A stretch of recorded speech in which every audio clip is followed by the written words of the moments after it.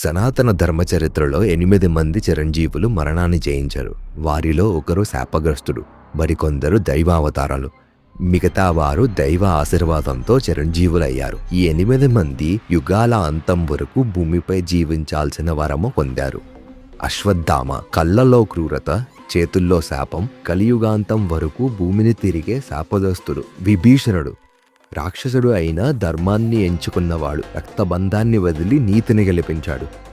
పరశురాముడు విష్ణు అవతారం, చివరి అవతారమైన కల్కికి శిక్షణ ఇచ్చేందుకు ఇంకా జీవిస్తున్న యోధుడు.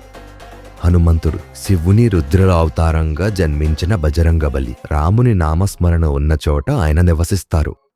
కృపాచార్యుడు కురువంశపు గురువు. మహాభారత యుద్ధం తరువాత కౌరవుల వైపు మిగిలిన ముగ్గురిలో ఈయన ఒకరు.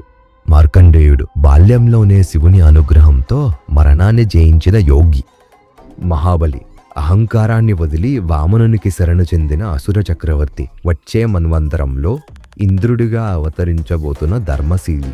వేదవ్యాసుడు వేదాలను విభజించి మహాభారతాన్ని రచించిన క్రమశీలి మహర్షి. వచ్చే మన్వంతరంలో అశ్వత్థాముడు వేదవ్యాసుడుగా జన్మించనున్నాడు. ఈ 8 మందిలో మీకు బాగా నచ్చిన చిరంజీవి ఎవరో కామెంట్ చేయండి.